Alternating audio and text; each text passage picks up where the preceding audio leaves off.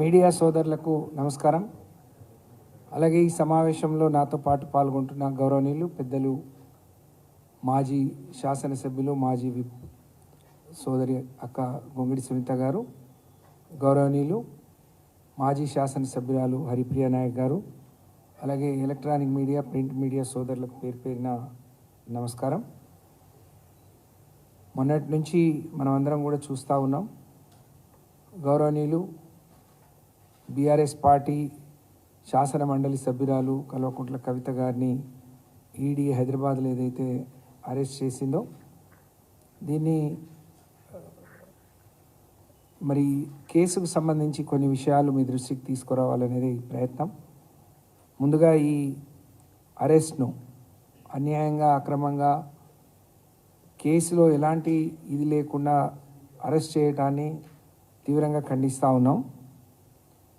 ఈ అరెస్ట్ కోణం చూస్తే ఇక్కడ కేసీఆర్ గారిని బీఆర్ఎస్ పార్టీని, అక్కడ కేజ్రీవాల్ గారిని ఆ పార్టీని, అంటే దేశవ్యాప్తంగా నరేంద్ర మోడీ గారికి బీజేపీకి ఎవరైతే ఎదురు తిరుగుతారో, ఎవరైతే కలిసి పనిచేయరో వాళ్లను లోబర్చుకోవటం, ఇబ్బంది పెట్టడమే పనిగా మరి బీజేపీ పాలన, నరేంద్ర మోడీ గారి పాలన కొనసాగుతుంది. అందులో భాగంగానే ఈ పార్టీని బలహీనపరచాలనే కుట్రలో భాగంగానే కవిత గారిని లిక్కర్ కేసులో అరెస్ట్ చేయడం జరిగింది అని చెప్పి ఈ సందర్భంగా తెలియజేస్తూ ఉన్నాం. ఆ కేసులో ఎలాంటి ఆధారాలు లేకుండా, పస లేకుండా, పనికిమాలిన విషయాలు, ఎందుకంటే గత సంవత్సరం కవిత గారు స్వయంగా ఈడీ ఆఫీస్కి వెళ్ళి వారికి తెలిసిన విషయాలన్నీ కూడా క్షుణ్ణంగా అక్కడికి చెప్పిన తర్వాత కూడా అసెంబ్లీ ఎన్నికల ముందు పిలిపించి కవిత గారిని దోషిగా నిలబెట్టే ప్రయత్నం చేసిండ్రు. ఆ రోజు సాక్షిగా పిలిచి మీకేం తెలుసు ఏంటి అని పిలిపించుకొని అసెంబ్లీ ఎన్నికల్లో లాభపడాలని బీజేపీ ప్రయత్నం చేసింది. నిజంగా తను దోషిగా ఉంటే, ఆ కేసుతోనే తనకు సంబంధం ఉంటే మరి ఆ రోజే అరెస్ట్ చేయాల్సింది. స్వయంగా తనే ఈడీ ఆఫీస్ వరకు, ఢిల్లీ వరకు పోయినా మరి ఆ రోజు అరెస్ట్ చేయకుండా పార్లమెంట్ ఎన్నికల ముందు అరెస్ట్ చేయడాన్ని మరి సభ్య సమాజం కూడా గమనించాలని చెప్పి నేను విజ్ఞప్తి చేస్తూ ఉన్నాను. బీజేపీ ప్రతిపక్షంగా ఉండే వాళ్లను వేధించడంలో భాగంగా మాత్రమే మరి వాళ్లను రాజకీయంగా ఇబ్బంది పెట్టాలనే కుట్రలో భాగంగానే ఈ అరెస్ట్ జరిగినట్టు మేము భావిస్తూ ఉన్నాం. బీఆర్ఎస్ పార్టీ కేసీఆర్ గారి మీద కుట్రకు మరి కవిత గారి మీద తీర్చుకునే ప్రయత్నం నిజంగా చాలా బాధాకరం. ఈ కేసులో కవిత గారు బాధితురాలు మాత్రమే, నిందితురాలు కాదు అనేది అందరికీ తెలుసు. అది రుజువై తను బయటికి వస్తుంది అని చెప్పి తెలియజేస్తూ ఉన్నాను. గతంలో మనీష్ సిసోడియా గారు స్వయంగా చెప్పారు, నువ్వు వస్తే ఆమ్ ఆద్మీ పార్టీని చీల్చి కేజ్రీవాల్ని కాదని వస్తే నిన్ను ముఖ్యమంత్రి చేస్తాం, అన్ని రకాలుగా సహకరిస్తామని చెప్పి మనీష్ సిసోడియా గారిని పిలిపించి మాట్లాడిన తర్వాత ఎప్పుడైతే వారు వినలేదో అప్పటి నుంచి వారిని ఏ విధంగా వేధించి ఇబ్బంది పెట్టారో, ఏ విధంగా జైల్లో ఉంచారో దేశ రాజకీయాల్లో ఉన్న ప్రతి ఒక్కరికి, దేశ ప్రజలకు, ఈ రాష్ట్ర ప్రజలకు కూడా తెలుసు అనే విషయాన్ని వారే స్వయంగా చెప్పారు. ఎప్పుడైతే వారు మాట వినలేదో ఆ రోజు నుంచి జైల్లో పెట్టిన విషయాన్ని సందర్భంగా నేను తెలియజేస్తూ ఉన్నాను. ఒకవైపు మరి కవిత గారు పోయిన సంవత్సరం, గత సంవత్సరమే పోయి ఈడీ ఆఫీస్లో అన్ని విషయాలు చెప్పిన తర్వాత కూడా ఈరోజు మరి అరెస్ట్ చేయడం, పార్లమెంట్ ఎన్నికల నోటిఫికేషన్ వచ్చే ముందు రోజు అరెస్ట్ చేయడం అంటే దేశానికి అందరికీ తెలుసు, ఎవరైతే బీజేపీ వ్యతిరేక శక్తులు ఉన్నాయో వాళ్ళ ముందు ఈడీ పోతుంది, లోబర్చుకునే ప్రయత్నం చేస్తుంది, భయపెట్టే ప్రయత్నం చేస్తుంది. లేదు అని అంటే అప్పుడు మోడీ దిగి వారిపైన విమర్శలు చేస్తారు. కానీ మొన్న ముందుగా ఈడీ వచ్చి నరేంద్ర మోడీ గారు తర్వాత ఒకే రోజు ఇద్దరు రావడం, అంటే ఎన్నికలు దగ్గర వస్తున్నాయి కాబట్టి ఎక్కువ లబ్ధి పొందాలనే ఉద్దేశంతో మొన్నటి అరెస్ట్ జరిగిందని చెప్పి మేము భావిస్తూ ఉన్నాం. సుప్రీంకోర్టులో ఇవాళ కేసు ఉంది. వారిని 15వ తారీఖు అరెస్ట్ చేసే రోజు కూడా సుప్రీంకోర్టులో కేసు ఉండే. చాలా తెలివిగా ఎక్కడ చిక్కకుండా ఆ కేసుకు సంబంధించి మేము లాయర్లతో మాట్లాడినప్పుడు కూడా చెప్పేది, ఇదొక రాజకీయ కక్ష సాధింపు చర్యలో భాగం కాబట్టి ఇందులో ఉన్న బలం ఎంత లేకపోతే ఆధారాలు ఏమున్నాయనేది చూడకుండా వాళ్ళు అరెస్ట్ చేసి తీసుకొస్తున్నారు. కాబట్టి ఒక చాలా ప్లాన్డ్గా ఆ రోజు సుప్రీంకోర్టులో కేసు ఉంది కాబట్టి తను ఎక్కడ ప్రోగ్రాములు పెట్టుకోకుండా ఇంట్లో ఉంటే, మరి అటు కేసు వాయిదా పడి ఈ రోజుకు వాయిదా పడే క్రమంలోనే తనని అరెస్ట్ చేయడం ముందే చాలా ఒక ప్రణాళికతోని టికెట్లు తీసుకొని ఇంతమందిని తరలించి తను ఎక్కడుందో తెలుసుకొని తన్ని అరెస్ట్ చేయడం అని అంటే మరి ఎంత పకడ్బందీ ప్రణాళికతో వచ్చిందో మనం అర్థం చేసుకోవచ్చు. నిజంగా కవిత గారు దోషి అయితే, నిజంగా మరి తన పాత్ర ప్రమేయం అందులో ఉంటే దొడ్డిదారినో దొంగదారినో సర్చ్ వారెంట్ల పేరుతో రావాల్సిన అవసరం లేదు.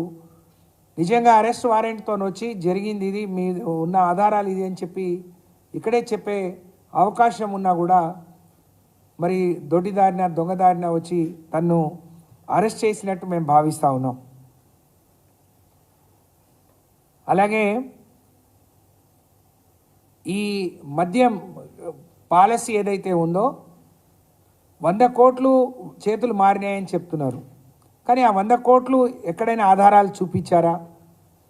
మీడియాకు లేకపోతే పేపర్ మీద పెట్టడం తప్ప దేనికైనా మీ దగ్గర రుజువు ఉందా అని చెప్పి మేము అడుగుతూ ఉన్నాం.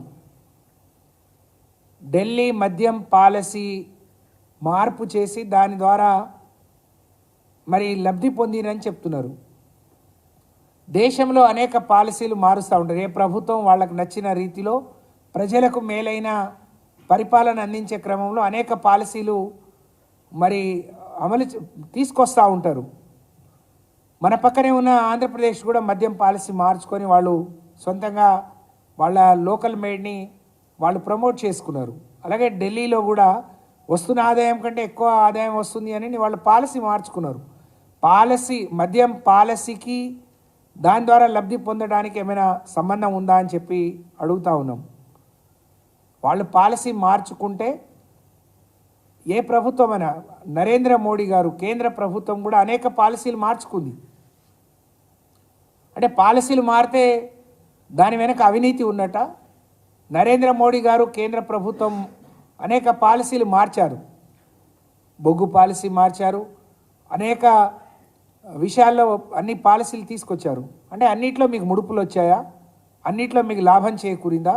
అన్నిట్లో మీకు అవినీతి, అంటే మీరు చేస్తే ఎంత అవినీతి వచ్చింది? ఒక మద్యం పాలసీ మారిస్తేనే ఇన్ని 100 కోట్లు ఇన్ని 1000 కోట్లు చేతులు మారినాయని చెప్పే బీజేపీ నాయకులకు మరి మీరు కేంద్రంలోనే దేశవ్యాప్తంగా అనేక పాలసీలు తీసుకొచ్చారు. ఉదాహరణకు మన దగ్గర ఇక్కడ బొగ్గు దొరుకుతున్నా విదేశీ బొగ్గును కూడా తీసుకురావాలి అని చెప్పి అనేక సంస్థల మీద ఒత్తిడి తీసుకొచ్చిండు. విద్యుత్ మీద అన్ని పాలసీలు మీరు మార్చుకున్నారు. మరి ఎన్ని 1000 కోట్లు ఎన్ని లక్షల కోట్లు చేతులు మారాయి? దాంట్లో మీ భాగం ఎంత? మీరు దోషులా? మిమ్మల్ని కూడా అరెస్ట్ చేయాలా? ఢిల్లీలో మద్యం పాలసీ మారితే కవిత గారిని అరెస్ట్ చేశారు. మరి దేశవ్యాప్తంగా మారిన పాలసీల్లో ప్రధానమంత్రిని అరెస్ట్ చేస్తారా? నరేంద్ర మోడీ గారిని మేము కూడా చెప్తాం, నరేంద్ర మోడీ గారికి 1000 కోట్లు 1,00,000 కోట్లు ఇచ్చామని. నరేంద్ర మోడీ గారిని అరెస్ట్ చేస్తారా? అంటే వ్యక్తులను బట్టి న్యాయం చట్టం మారుతుందా? ఇది చాలా దుర్మార్గం అని చెప్పి, ఇది దుర్మార్గమైన చర్య అని చెప్పి ఈ సందర్భంగా తెలియజేస్తూ ఉన్నాం. మొన్న మేము స్వయంగా కోర్టులో ఉన్నాం. సుప్రీంకోర్టులో కేసు ఉండగా ఇదే సుప్రీంకోర్టు ఇంకా ఇద్దరితో కలిపి కవిత గారిని ట్యాగ్ చేసినప్పుడు ఆ కోర్టు ఈరోజు 19వ తారీఖు మరి టేబుల్ అయిన క్రమంలో, అంటే భారతదేశంలో అత్యున్నతమైన న్యాయస్థానం సుప్రీంకోర్టులో కేసు ఉండగా మరి వేరే కోర్టులలో మరి దీంట్లో తనని మరి అరెస్ట్ చేయడం అనేది చాలా దుర్మార్గం. ఎవరినైనా అరెస్ట్ చేస్తే ఫస్ట్ రిమాండ్ చూపిస్తారు, తర్వాతే కస్టడీకి తీసుకుంటారు. అని ఎంత దుర్మార్గం అంటే అరెస్ట్ చేసిన మనిషిని రిమాండ్ చేయకుండా, రిమాండ్ చూపించకుండా తిరిగి మళ్ళీ కస్టడీకి తీసుకున్నారు. అంటే దీన్ని ఏమనాలి? ఒక మహిళను మీరు అరెస్ట్ చేయడమే దుర్మార్గం. సుప్రీంకోర్టులో కేసు ఉండగానే దాన్ని బేఖాతరు చేస్తూ దాన్ని అరెస్ట్ చేయడం దుర్మార్గం. అంటే రిమాండ్ చూపించకుండానే అందులో ఏదో ఒక కాజ్ ఉంది, ఇలాంటి మరి స్కోప్ కూడా ఉంది అని చెప్పి అందులో ఎన్ని వెసులుబాట్లు ఉన్నాయో దాన్ని ఉపయోగించుకొని మరి మీ ప్రయోగం అంతా కేసీఆర్ గారి మీద, బీఆర్ఎస్ మీద ఉపయోగిస్తున్నట్టు బీజేపీ ప్రభుత్వం కానీ, పార్టీ కానీ, ఈడీ కానీ నిజంగా భారతదేశానికి తెలిసిపోయింది. ఇవాళ ఈడీ మోడీ ఒకటే, నచ్చితే ఒక రకంగా, నచ్చకపోతే ఒక రకంగా. మనమే చూసాం ఈ హైదరాబాద్లోనే గతంలో వేరే పార్టీలో ఉన్న ఎంపీల మీద ఈడీ కేసులు అయినాయి, దాడులు అయినాయి, అరెస్టులు అయినాయి. కానీ పార్టీలు మారి బీజేపీలోకి వెళ్ళిపోతే అన్నీ మాఫీ అయిపోయినాయి. వాళ్ళంతా ఇప్పుడు బ్రహ్మాండంగా మరి పెద్ద పెద్ద నాయకులుగా చలామణి అవుతున్నారు. దీన్ని బట్టి మరి మీ కేసుల మీద కానీ, ఈ ఈడీల మీద కానీ, సిబిఐ మీద ప్రజలకు ఒక నమ్మకం, విశ్వాసం లేకుండా పోతుంది. ఇది సరి అయింది కాదు, దేశ భవిష్యత్తుకు, రాబోయే తరాలకు ఇది మంచి సంకేతం కాదు అనే విషయాన్ని ఈ సందర్భంగా తెలియజేస్తా ఉన్నాను. మరి సుప్రీంకోర్టులో ఈడీ కవిత గారికి కానీ, ఈ లిక్కర్ కేసులో ఉన్న వాళ్ళ వ్యతిరేకంగా పోయిన వాళ్ళ మీద సుప్రీంకోర్టు చెప్పింది, మనీష్ సిసోడియా కానీ రెండు అంటే మీ కేసు కొట్టేయచ్చు అనే దానికి 2 ప్రశ్నలు చాలు అని చెప్పి మనీష్ సిసోడియా బెయిల్ విచారణ సందర్భంగా సిబిఐ ఈడీలపై 2023 అక్టోబర్లో సుప్రీంకోర్టు చేసిన కీలక వ్యాఖ్యలు ఉన్నాయి. ఇక్కడ ప్రభుత్వం మద్యం విధానాన్ని ఎట్లా తప్పుపడతారు? ఒక లాబీ గ్రూప్ ప్రభావితం చేసిందన్న కారణంతో అవినీతి ఆరోపణలు ఎట్లా చేస్తారు, ఎట్లా ప్రభావితం అవుతారు, ఎట్లా ఇది చేస్తారు అని చెప్పి మద్య విధానంలో మార్పు జరిగింది. వ్యాపార వర్గాలు నిజంగానే వాళ్ళకు తగినట్టు, వాళ్ళకి లాభం అయ్యేటట్టు వాళ్ళు కొన్ని ప్రయత్నాలు చేసుకుంటారు. కానీ దాన్ని తప్పుపట్టే అధికారం కానీ, అవకాశం కానీ మరి ప్రభుత్వాలకు లేవు. లేదా ఒక గ్రూపులను దోషిగా నిలబెట్టే సందర్భం ఎక్కడ ప్రభుత్వం చేయజాలదు అని చెప్పి సుప్రీంకోర్టు చెప్పింది. అయినా మరి వీళ్ళను దోషులుగా చూపిస్తూ అరెస్ట్ చేయడం అనేది దుర్మార్గం. అలాగే కవిత గారిని పిలిపించి మాట్లాడేటప్పటికీ ఇప్పటికీ ఆ రోజేమో సాక్షిగా పిలిచారు, ఈరోజేమో దోషిగా అరెస్ట్ చేశారు. మీకు దొరికిన ఆధారాలు ఏందో ఆ కుటుంబానికి కానీ, పార్టీకి కానీ చూపించాల్సిన బాధ్యత ఉంది అని చెప్పి మేము డిమాండ్ చేస్తూ ఉన్నాం. కొంతమంది అప్రూవర్లుగా మారిన వాళ్ళు మరి వాళ్ళు బయటపడటానికి, లేకపోతే వాళ్లకున్న పరిధిలో వాళ్ళు ఏం చెప్పారో తెలియకుండా, అంటే ఇన్ని రోజులు కవిత గారిని ఇరికించాలి, అరెస్ట్ చేయాలి, ఇబ్బంది పెట్టాలని ఒక పద్ధతి ప్రకారం మీరు అన్నీ కూడా సృష్టించినట్టు మేము భావిస్తూ ఉన్నాం. కాబట్టి ఇది సరి అయింది కాదు అని చెప్పి తెలియజేస్తూ, మరి మద్యం పాలసీ మనం అనుకున్నట్టు ఇందాక పంజాబ్లో మార్చుకున్నారు, ఆంధ్రప్రదేశ్లో మార్చుకున్నారు, అనేక రాష్ట్రాలు వాళ్ళకు అనుగుణంగా మార్చుకుంటాయి. కానీ దాన్ని బేస్ చేసుకొని అందులో ఏదో అవినీతి జరిగిందని మాట్లాడటం నిజంగా చాలా దుర్మార్గం. అలాగే ఈరోజు కేజ్రీవాల్ గారికి కూడా సిబిఐ సమన్లు ఇచ్చింది. అంటే బీజేపీకి వ్యతిరేకంగా ఎవరైతే రాజకీయాలు చేస్తారో, వాళ్ళని ఎవరైతే విమర్శిస్తారో, మరి వాళ్ళ మీద ఈ అక్రమమైన కేసులు, వాళ్ళ మీద దాడి, వాళ్ళని భయపెట్టాలనే ఇదొక అలవాటుగా, ఒక నానుడిగా ఈరోజున్న బీజేపీ సర్కార్కు మారిపోయింది అనే విషయాన్ని ఈ సందర్భంగా తెలియజేస్తూ, మరి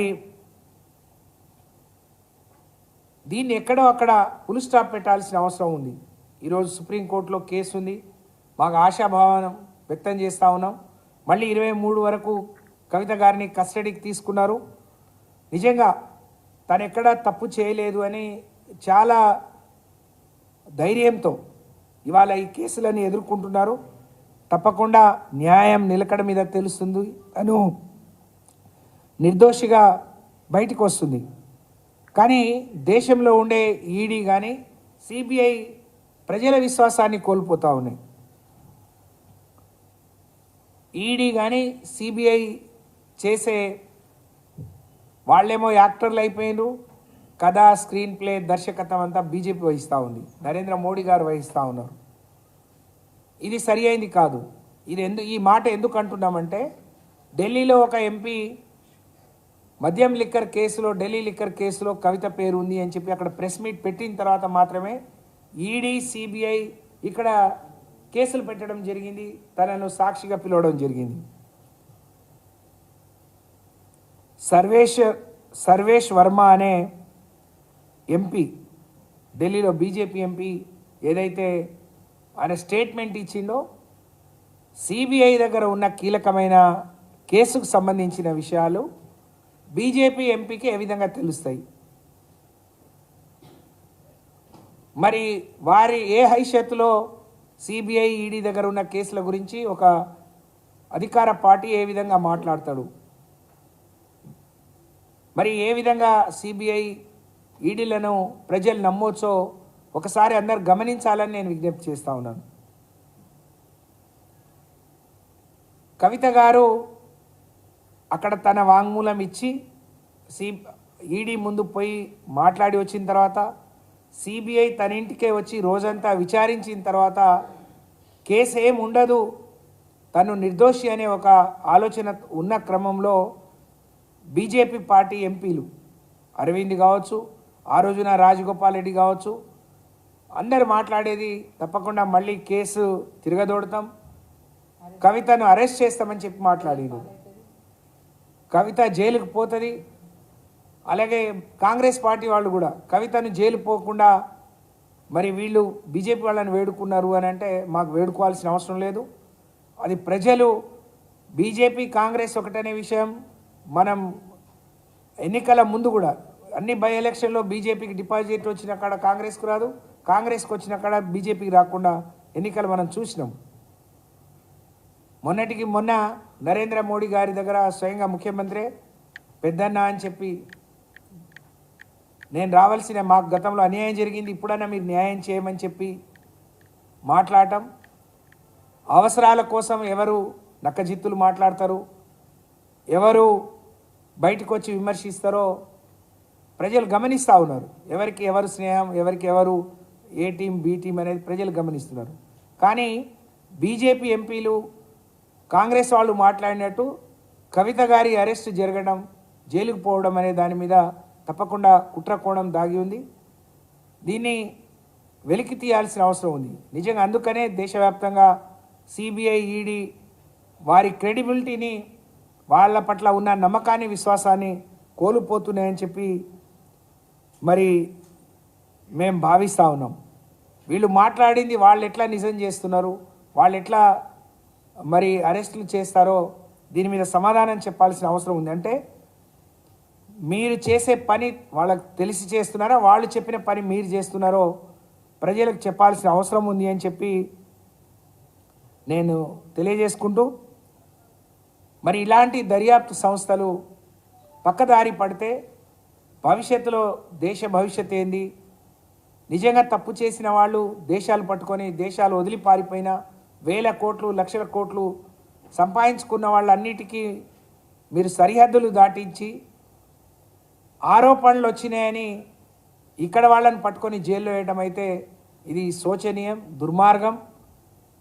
ఒకవైపు ఆ రోజు అరెస్ట్ చేయడం నిజంగా చాలా హేయం, దుర్మార్గమైన, అక్రమంగా అరెస్ట్ చేయడాన్ని మేమందరం సభ్య సమాజం కూడా తీవ్రంగా ఖండించాలని చెప్పి తెలియజేస్తూ, గతం నుంచి వాళ్లకు ఆలోచన ఉండే, కేసీఆర్ గారు ఎప్పుడైతే బీఆర్ఎస్ పెట్టి దేశం కోసం ఇచ్చేసిందో ఎక్కడ నిరోధించాలి, ఎక్కడ అడ్డుకట్ట వేయాలి, ఏ విధంగా ఆయనను ఆపాలి. ఇప్పటివరకు నన్ను క్వశ్చన్ చేసేవాళ్ళు ఉండరు, ఉన్న ఒకళ్ళిద్దరిని ఇట్లాంటి అక్రమ కేసులో పెడుతుంటే మళ్ళీ కొత్తగా వీళ్ళు బయలుదేరారు అని చెప్పి ఒక కక్షపూరితమైన ఆలోచనతోని కేసీఆర్ గారి బిడ్డ కాబట్టి వారిని బలహీనపరచాలి అని చెప్పి, వారి నైతికంగా ఇబ్బంది పెట్టాలనే ఒక కుట్రపూరిత ఆలోచన తప్ప ఇంకోటి కాదు అని చెప్పి తెలియజేస్తూ, మరి ఈరోజు దర్యాప్తు సంస్థలు వాళ్ళ నమ్మకాన్ని గౌరవాన్ని వాళ్ళు కాపాడుకునే విశ్వాసాన్ని తిరిగి పొందే విధంగా ఈ సంస్థలు పనిచేయాలని చెప్పి నేను కోరుతా ఉన్నాను. మరొక్కసారి కవిత గారి అరెస్ట్ను తీవ్రంగా ఖండిస్తూ కవిత గారు నిర్దోషిగా ఒక కడిగిన ముత్యంలాగా తిరిగి వస్తారు, అందులో ఎలాంటి అనుమానం లేదు. చాలామంది కార్యకర్తలు ప్రజలు మరి ఆందోళన చెందుతూ ఉన్నారు. కవిత గారేదో కేసీఆర్ గారు ఇస్తే అవకాశం తీసుకునే వ్యక్తి కాదు. ఆ రోజు ఒక మహిళగా ఉద్యమంలో కీలక భూమిక పోషించి జాగృతి సంస్థ ద్వారా రాష్ట్రంలో మహిళలందరినీ జాగృతం చేసి తెలంగాణ పోరాటంలో ఒక భాగం చేసిన గొప్ప పోరాట పటిమ కలిగిన నాయకురాలు. వారు చాలా ధైర్యంగా ఉన్నారు, చాలా ఆత్మస్థైర్యంతో ఉన్నారు. తప్పకుండా ఈ కేసులన్నీ ఎదుర్కొని తిరిగి మరి కొత్త బలంతో కొత్త ఉత్సాహంతో తిరిగి వస్తారు అని చెప్పి నేను ఈ సందర్భంగా తెలియజేస్తూ, కానీ ఈ అరెస్ట్ని ఈ అక్రమ కేసులను సమాజం గమనించాలి. సమాజంలో ఉండే మేధావులు విద్యావంతులు దీన్ని తీవ్రంగా ఖండించాలని చెప్పి నేను తెలియజేస్తూ ఉన్నాను. ఇప్పుడు గౌరవ పెద్దలు సునీత గారిని మాట్లాడాల్సిందిగా కోరుతా ఉన్నాను. నేను ఇటు వచ్చాను. ఓకే కదా. మీడియా మిత్రులందరికీ నమస్కారం. ఇప్పటివరకు మాట్లాడిన గౌరవనీయులు శ్రీమతి సత్యవతి రాథోడ్ గారికి, అదేవిధంగా మా సహచరిని హరిప్రియ గారికి, మీ అందరికీ నా నమస్కారం.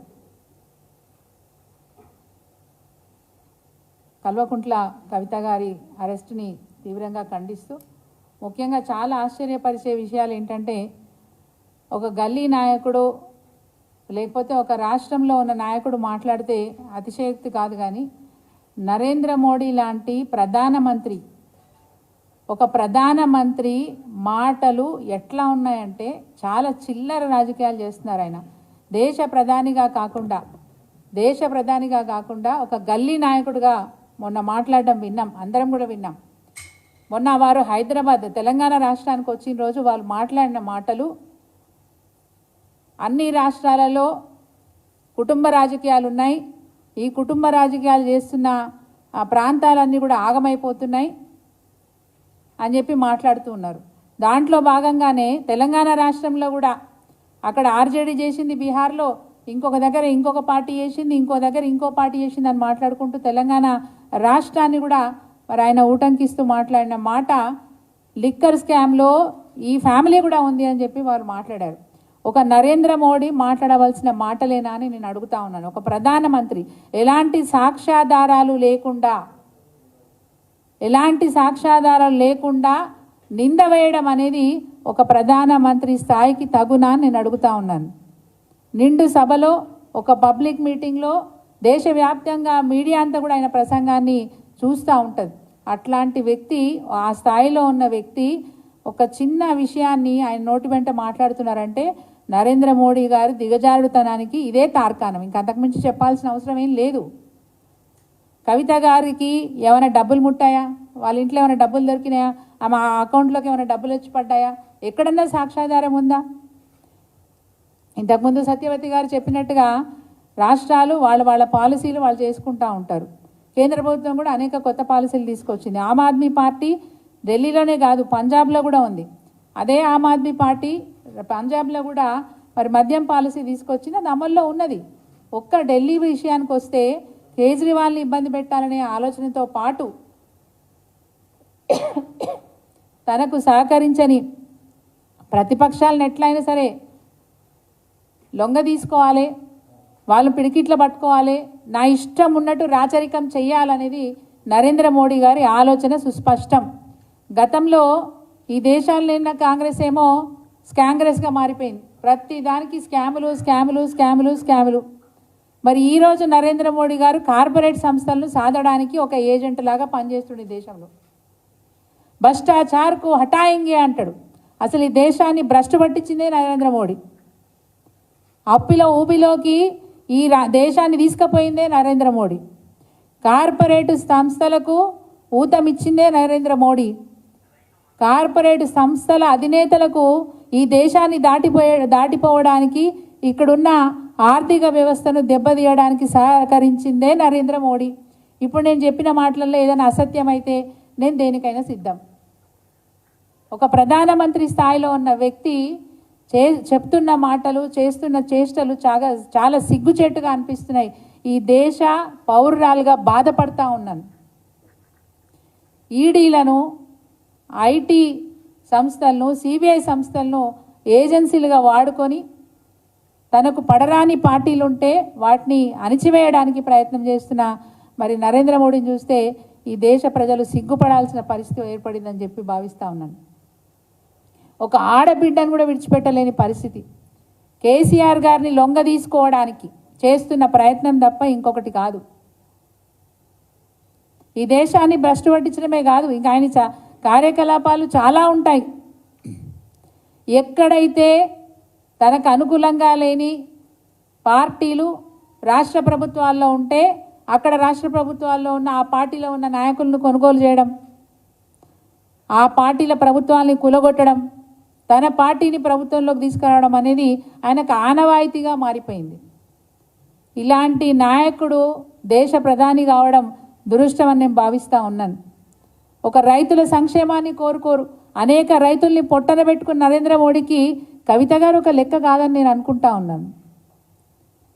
కొన్ని వందల ప్రాణాలు తీసుకున్న నరేంద్ర మోడీ గారికి కవిత గారి మీద కేసు పెట్టడం అనేది ఒక లెక్క కాదని నేను అనుకుంటా ఉన్నాను. ఆయనకి ఎప్పుడు కూడా జీవితంలో మళ్ళీ వెనక్కి తీసుకొని సిగ్గుపడడం నేను అనుకుంటాను. ఏదైనా తప్పు చేస్తే ఎవరైనా వెనక్కి తిరిగి చూస్తే నేను తప్పు చేసినా కదా అని సిగ్గుపడతారు. అలాంటి సిగ్గు పడే పరిస్థితి కూడా నరేంద్ర మోడీ గారికి ఉండదు అనుకుంటాను. ఎందుకంటే ఆయన ప్రతిదీ కుట్రతోనే చేస్తారు, ఏ పని చేసినా కుట్రతోనే చేస్తారు. కాబట్టి ఈరోజు ఈ చర్య కూడా నిజంగా కూడా హేయమైన చర్య, దేశంలో ఉన్న పౌరులందరూ కూడా సిగ్గుపడాల్సిన చర్య అని చెప్పి నేను భావిస్తూ ఉన్నా. అనేక పార్టీల మీద ఈయన ఈ విధంగా బాధలు పెట్టడం, అరాచకాలు చేయడం, లొంగ తీసుకునే ప్రయత్నం ఎవరు విడిచిపెట్టారండి? ఎక్కడన్నా ఎవరైనా అక్కడ ఆర్జేడీని విడిచిపెట్టలేదు. ఆ బీఎస్పీ నాయకురాలు పెరిగింది మన మమతా బెనర్జీ గారిని విడిచిపెట్టలేదు, సమాజ్వాదీ పార్టీని విడిచిపెట్టలేదు. ఎవరిని కూడా విడిచిపెట్టకుండా ఎవరైతే తనకు వ్యతిరేకంగా ఉంటారో, అంటే తనకు అనుకూలంగా ఉండరో వాళ్ళందరినీ కూడా ఇబ్బంది పెట్టే ప్రయత్నం ఈరోజు నరేంద్ర మోడీ గారు చేస్తూ ఉన్నారు. నిజంగా కూడా చాలా బాధాకరంగా ఈ పరిస్థితి మారిపోయింది. గతంలో కూడా వీరి వేధింపులు భరించలేక, ప్రధానమంత్రి గారి వేధింపులు భరించలేక గత సంవత్సరం ఇదే మార్చి నెలలో, గత సంవత్సరం మార్చి 2023లో 14 పార్టీలు, ప్రాంతీయ పార్టీలు 14 పార్టీలు సుప్రీంకోర్టు తలుపు తట్టినాయి.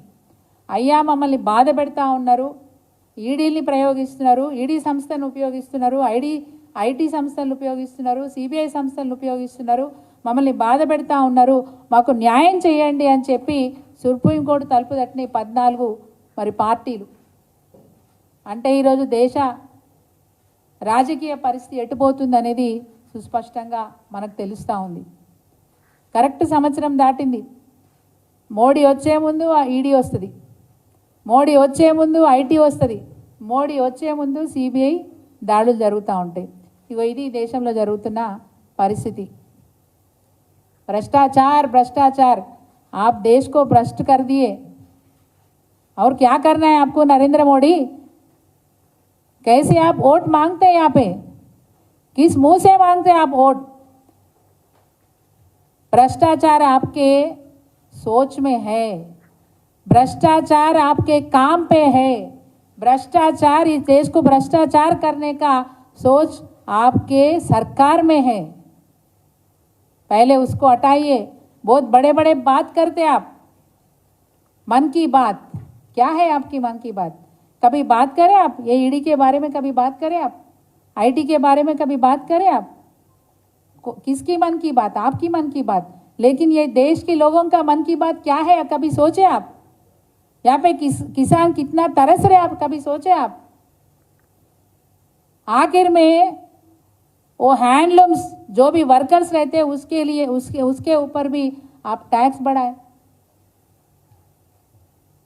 कॉटन पे टैक्स बढ़ाए, बच्चे जो दूध पीते हैं वो दूध पे भी टैक्स बढ़ाए। किसी को छोड़े आप? ये देश को पूरा भ्रष्ट कर दिया आप। అరే కిత్నా బాల్నా ఈ బీజేపీది ఎట్లుందంటే వీళ్ళదో కొత్త పాలసీ ఉంది. ప్రపంచంలో ఎక్కడ కూడా ఇట్లాంటి పాలసీ ఉండదు. వాషింగ్ పౌడర్ నిర్మా ఇది వాళ్ళ పాలసీ. ఏ నాయకుడైనా వాళ్ళకు లొంగిపోతే వెంటనే వాళ్ళు పవిత్రులు అయిపోతారు. ఎవరో ఎందుకు మన తెలుగు పార్లమెంటు సభ్యులు సీఎం రమేష్ గారు, సుజనా చౌదరి గారు, ఇట్లా అనేక మంది పేర్లు చెప్పొచ్చు, వరుసగా చదవచ్చు. వాళ్ళ దగ్గర పోయేసి అయ్యా నమస్కారం, నీ ఈడిదాడులు వద్దు, నీ ఐటిదాడులు వద్దు, నువ్వు ఎట్లా చెప్తే గట్లింటా అని చెప్పి సాష్టాంగ పడంగానే వాళ్ళు పరమ పవిత్రం అయిపోతారు. వాషింగ్ పౌడర్ నిర్మా పాలసీ అప్లై అయిపోతుంది. ఇగో ఇది బీజేపీ యొక్క విధానం. ఇట్లా ఉంది వాళ్ళ విధానం. మరి కవిత గారంటే నిజంగా ఒక విచిత్రమైన విషయం మీ దృష్టికి కూడా వచ్చిందో లేదో నేను గుర్తు చేయదలుచుకున్నా. నేను టీవీలోనే చూసిన, నాకు ఆ ఛానల్ పేరు గుర్తులేదు కానీ టీవీలోనే చూసిన. వాళ్ళు ఆ ఈడీ సంస్థ ఛార్జ్ షీట్ కానీ కోర్టుకు వాళ్ళు సబ్మిట్ చేసిన విషయాలు కానీ ఆ పేపర్ని వాళ్ళు స్క్రోల్ చేస్తూ ఉంటే నేను గమనించినాను. దాంట్లో చాలా స్పష్టంగా ఉంది. దయచేసి ఆ కాపీ నేను కూడా తెప్పించే ప్రయత్నం చేస్తా, మీకు పంపించే ప్రయత్నం చేస్తా. ఎంత దుర్మార్గం అంటే మన భారత సంస్కృతి ప్రకారం, మన దేశ సంస్కృతి ప్రకారం ఒక ఆడపిల్ల పెళ్ళి జరిగితే ఆడపిల్ల పెళ్లి జరిగిన తర్వాత ఎవరింటి పేరు వాడతారండి? సరే, ఇక్కడ కల్వకుంట్ల కవిత గారు అఫిడవిట్ పెట్టకుండా తన తండ్రి గారి పేరు కొనసాగిస్తూ ఉన్నారు. కానీ వారి ఛార్జ్షీట్లో ఎట్లా మెన్షన్ చేసినారంటే వారి మీద ఆరోపణ చేస్తూ Kalvakuntla Kavitha daughter of chief minister of Telangana Kalvakuntla Chandrashekar Rao అని మెన్షన్ చేసినారు. ఇది ఒక్కటి చాలు, రాజయ్య కుట్ర దీని వెనకాల ఉంది అని చెప్పడానికి ఇది ఒక్కటి చాలు. ఎక్కడైనా చీఫ్ మినిస్టర్ ఆఫ్ తెలంగాణ అని రాస్తారా అండి కేసులో? ఎక్కడైనా రాస్తారా అట్లా? డాక్టర్ ఆఫ్ కల్వకుంట్ల చంద్రశేఖరరావు అంటే సరిపోద్ది. కానీ ఇంటెన్షనలీ వారి పేరు పక్కన doctor of chief minister of Telangana Kalvakuntla Chandrashekar Rao అని మెన్షన్ చేసినారు. అంటే ఇక్కడ ఎలాంటి దురుద్దేశం ఉందో నేను చెప్పిన ఈ ఒక్క విషయంలో మీరు అందరూ కూడా గమనించాలని చెప్పి, ఇది వాస్తవంగా మీ అందరిని నేను అప్పీల్ చేస్తూ ఉన్నా. ఇక్కడ జాతీయ మీడియా కూడా ఉంది. దయచేసి మీ మీడియా ద్వారా దేశవ్యాప్తంగా ఈ విషయం వెళ్ళాలి. ఎందుకంటే ఈ దేశాన్ని భ్రష్టు పట్టిస్తున్న బీజేపీ పార్టీకి, అటు అనేక స్కామ్లు తీసుకొచ్చి మరి దేశాన్ని భ్రష్టు పట్టించిన కాంగ్రెస్ పార్టీకి బుద్ధి చెప్పకపోతే ఇంకా కూడా భవిష్యత్ తరాలు అన్యాయం అయిపోతాయి. కాబట్టి మీ మీడియాని నేను అప్పీల్ చేస్తూ ఉన్నా. జాతీయ స్థాయిలో మరి ఉన్న మన ఛానల్ అందరూ కూడా తప్పకుండా ఈ విషయాలన్నీ కూడా దేశ స్థాయిలో అందరికీ తెలిసే విధంగా మీ వంతు ప్రయత్నం చేయాలని చెప్పి మీ అందరికీ అపీల్ చేస్తూ ఉన్నాను. ఇది గమ్మత్ ఏంటంటే ఇది వాస్తవంగా ఇది ఈడీ కేసు కాదు. కవిత గారి మీద ఏదైతే కేసు ఉందో అది ఈడీ కేసు కాదు, మోడీ కేసు అది. మోడీ కేసు అది. ఆయన ఎవరినైతే టార్గెట్ చేసుకుంటారో ఆ టార్గెట్ చేసిన వాళ్ళ మీద ఏదో ఒక ఆరోపణ పెట్టి, చాలా సిల్లీ రీజన్ పెట్టి, ఎందుకంటే ఎలాంటి ఎవిడెన్సెస్ కవిత గారి మీద లేవు. ఇంతకుముందు అక్క చెప్పినట్టు కడిగిన ముత్యం లెక్క బయటికి వచ్చి తీరుతారు, బరాబర్ బయటకు వచ్చి తీరుతారు. మరి అలనాడు సీతమ్మకే తప్పలే అగ్ని పరీక్ష, ఈనాడు కవితమ్మది ఏమున్నది? కవిత గారు కూడా అంతే పవిత్రంగా ఈరోజు బయటికి వస్తారు ఈ కేసులోంచి. మరి దేశ రాజకీయాలలో పెను మార్పు రావాల్సిన అవసరం ఉంది. ఇంకొక విషయం కూడా నేను కవిత గారి గురించి చెప్పదలుచుకున్నాను. కేవలం అంటే నరేంద్ర మోడీ గారు మాట్లాడినట్టుగా ఫ్యామిలీ పాలిటిక్స్ అంటారు ఆయన. కవిత గారు ఎక్కడ కూడా తండ్రి మీద ఆధారపడి రాజకీయాల్లోకి రాలేదనడానికి నేను కూడా సాక్ష్యమే. వారు కూడా తెలంగాణ ఉద్యమం నడుస్తున్నప్పుడు ఈ ఉద్యమాన్ని ఉధృతం చేయాలంటే అన్ని వర్గాల వాళ్ళు పాల్గొన్న మహిళలు పాల్గొంటలేరు. మహిళల్ని కూడా ఈ తెలంగాణ ఉద్యమం వైపు మళ్లించాలనే ఆలోచనతో స్వతంత్రంగా తెలంగాణ జాగృతి సంస్థను ఏర్పాటు చేసుకొని ఆ జాగృతి సంస్థ ద్వారా అన్ని గ్రామాలు అన్ని వాడలు తిరుగుతూ మహిళల్ని మమేకం చేసి తెలంగాణ ఉద్యమం వైపు మళ్లించిన నాయకురాలు మరి కల్వకుంట్ల కవిత గారు. ఉద్యమంలో కూడా వారు అనేక సందర్భాల్లో పాల్గొని మహిళలందరినీ కూడా సమాయత్తం చేసినారనే విషయాన్ని మనం గుర్తుపెట్టుకోవాలి. అది రాస్తా రోక కావచ్చు, రైలు రోక కావచ్చు, మిరియల్ మార్చ్ కావచ్చు, వంట వార్పు కావచ్చు. తెలంగాణ రాష్ట్ర సమితి అధినేత కల్వకుంట్ల చంద్రశేఖరరావు గారు, అదేవిధంగా జేఏసీ నాయకులు ఏ కార్యక్రమాన్ని ఇచ్చినా ఆ కార్యక్రమాన్ని మరి తప్పకుండా నెరవేర్చే విధంగా, ఆ టార్గెట్ని రీచ్ అయ్యే విధంగా కల్వకుంట్ల కవిత గారు వారు ఉద్యమంలో చాలా ఉధృతంగా పాల్గొన్నారు. మహిళలందరినీ కూడా ఏకం చేసినారు. మరి తెలంగాణ రాష్ట్ర సాధనలో వారు కూడా ఒక మంచి సింహభాగాన్ని ఇవ్వాల్సిన అవసరం ఉంది. అలాంటి కవిత గారి మీద ఆరోపణలు చేస్తూ నిందలు వేస్తూ మరి ఈరోజు బాధ పెడతా ఉన్నారు. నిజంగా కూడా చెప్పాలంటే ఇది అపనింద తప్ప తను నిందితురాలు కాదు, తను బాధితురాలు తప్ప నిందితురాలు కాదు అనే విషయాన్ని మళ్ళొక్కసారి మీ మీడియా ద్వారా దేశ ప్రజలకు తెలియజేసే విధంగా మా వంతు ప్రయత్నం చేస్తూ తప్పకుండా కల్వకుంట్ల కవిత గారు మరి కడిగిన ముత్యంలాగా బయటికి వచ్చే తీరుతారు. ఈ దేశ రాజకీయాల్ని ప్రభావితం చేయడానికి మరి ఇదొక మంచి సంఘటన అనే మేము చెప్పుకుంటాం రేపు భవిష్యత్తులో. మరి తప్పకుండా ఈ చర్యని ఖండిస్తూ భవిష్యత్తులో భారతీయ జనతా పార్టీకి బుద్ధి చెప్పే విధంగా మనమందరం కూడా ఏకం కావాల్సిన అవసరం ఉంది. కరెక్ట్గా పార్లమెంటు ఎన్నికల ముందు మరి నాటకీయంగా కవిత గారిని అరెస్ట్ చేసి తనేదో తప్పు చేసినట్టుగా ప్రజలకి చూపిస్తూ ఓట్లు దండుకునే డ్రామాకు నరేంద్ర మోడీ ఈరోజు తెరలేపిండు. ఈ డ్రామా తప్పకుండా బయటపడుతుంది. నరేంద్ర మోడీకి బీజేపీ పార్టీకి బుద్ధి చెప్పే రోజులు దగ్గరలోనే ఉన్నాయి. రేపటి పార్లమెంట్ ఎన్నికలలో కూడా తప్పకుండా ప్రజలు తగిన బుద్ధి చెప్తారని చెప్పి ఆశాభావాన్ని వ్యక్తం చేస్తూ కల్వకుంట్ల కవిత గారి మరి అరెస్టును ఖండిస్తూ అదేవిధంగా వారు కడిగిన ముత్యంలాగా తప్పకుండా ఈ కేసులోంచి బయటపడతారని చెప్పి ఆశాభావాన్ని వ్యక్తం చేస్తూ సెలవు. జై తెలంగాణ.